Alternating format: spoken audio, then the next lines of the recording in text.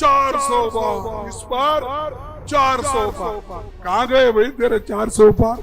सिर्फ 20 सीट लेते तो ये सब लोग जेल में रहते थे, ये सब लोग जेल में रहते थे और रहने के काबिल है। नमस्कार, मैं नियाज खान और आप देख रहे हैं न्यूज एक्सप्रेस। जम्मू कश्मीर में 10 साल के बाद विधानसभा चुनाव होने वाला है। इन 10 सालों में जम्मू कश्मीर में बहुत कुछ बदला है और इस बदलाव ने वादी की राजनीतिक परिदृश्य को भी बदल डाला है।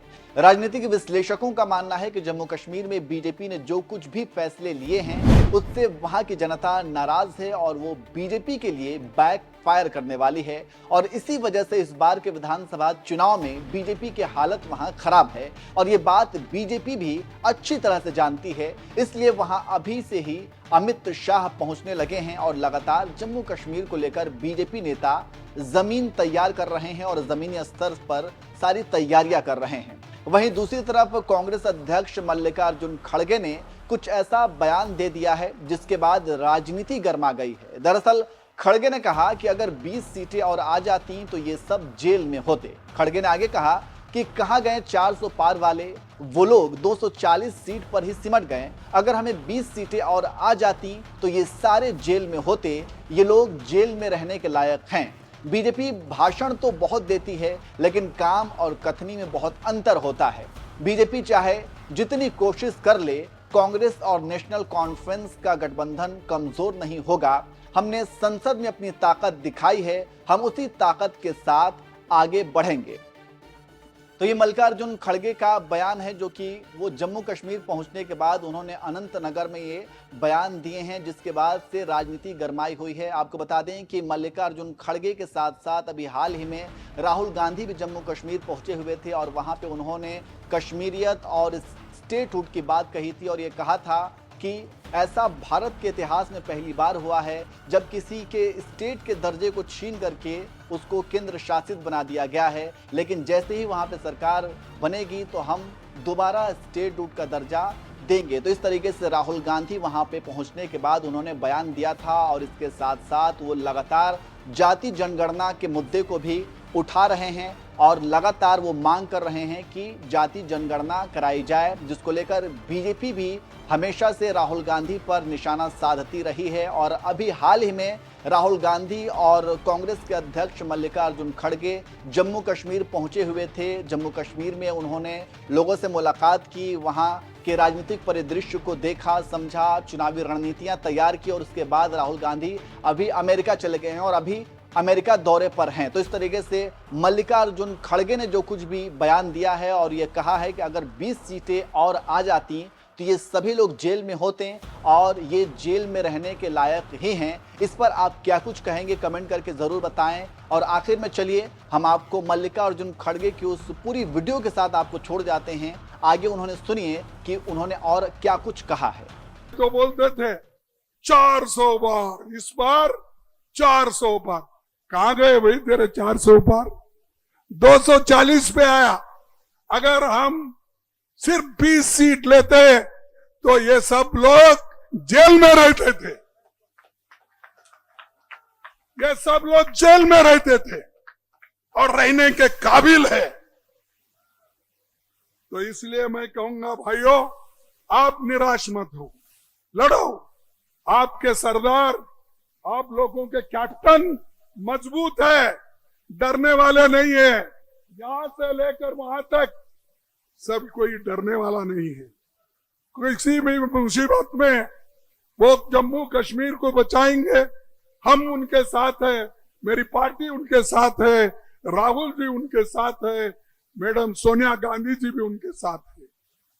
तो इसलिए हम एक होकर काम करना है और सब लोग एक होकर लड़ना है, एक दूसरे के खिलाफ बात नहीं करना चाहिए। हम लोग जीतना है, लड़ना है, लड़ते वक्त कोई बुरी बात नहीं होना चाहिए। मैं आप तमाम से अर्ज करूंगा कि यहाँ पर तो कोई इंफ्रास्ट्रक्चर रुक गया है और आज मैं ये बात कहूं कि 1 लाख नौकरियां जम्मू कश्मीर में खाली है। 1 लाख अगर हम आएंगे 1 लाख नौकरियां भर देंगे, नौजवानों को मिलेगा, क्योंकि ये लोग आपको गरीब रखना चाहते हैं। नौजवानों को सभी, एक मिनट, एक बार, ये लोग कश्मीर के लोगों को, जम्मू के लोगों को गरीब का गरीब रखना चाहते हैं। इसीलिए तो नौकरी, सरकारी नौकरी नहीं दे रहे, जो खाली है। इन्हों तो कोई बड़ी फैक्ट्री लाए नहीं, मैन्युफैक्चरिंग कोई फैक्ट्री करी नहीं, लेकिन जो है सो सरकारी नौकरियां भी इन्होंने भर्ती नहीं की। इसीलिए आप सबको काम करना है और यहाँ पर कांग्रेस और एमसी को लाना है। अगर आया तो tourism, manufacturing, job intensive sectors को हम फोकस करेंगे और जितने भी स्कूल आज बंद हो गए हैं, 4400 सरकारी स्कूलें बंद हो गई, उसको हम चालू करेंगे, बच्चों को पढ़ाएंगे। अगर शिक्षा हम देंगे तो तभी हमारे लोग आगे आ सकते हैं। तो जो मैं कह रहा हूं, मैं जुमले नहीं कह रहा हूं शाह के जैसे, मैं जो कुछ कह रहा हूं दिल से कह रहा हूं। और हमारे बुजुर्ग नेता फारूक साहब भी है, हमारे पार्टी के नेता है, उनके सामने कह रहा हूं कि ये काम हम करके दिखाएंगे, सिर्फ कह के नहीं। और एक बात मैं आपको कहता हूं, यहां पर पहले मैं सुना 11 किलो राइस मिलता था, चावल, राइस बोला, चावल मिलता था, कितना? 11 किलो। अब मोदी जी कितना दे रहे हैं? 5। तो कौन गरीबों का हमदर्द है? अरे फूड सिक्योरिटी एक्ट हमने लाया, गरीबों के पेट भरने के लिए, बच्चों के पेट भरने के लिए हमने फूड सिक्योरिटी लाया, सोनिया गांधी ने लाया, और सबके लिए उन्होंने जिस जिस स्टेट में कुछ देना है दिए। यहां पर तो 11 केजी हर इंसान को मिलता था महीने, आज 5 केजी दे रहे। यही देखिए फर्क कांग्रेस में और बीजेपी में। और उछल उछल के भाषण करते हैं, तो आप ही सोचिए ये कहने और करने में कितना फर्क है। और ये बोलते रहते हैं, और मैं ये कहूंगा कि ये बोलने, जो भाषण देने वालों के ऊपर आप भरोसा मत करो, काम करने वालों के ऊपर भरोसा करो। बिजली का हम ठीक से करेंगे, आपके पानी का, जमीन का, सभी चीजों को हम आपसे मदद करेंगे। और दूसरा कि जैसा ही अब हमारा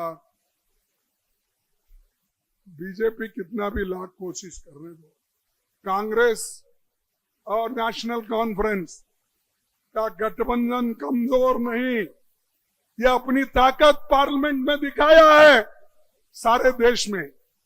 वही ताकत के साथ हम आगे बढ़ेंगे।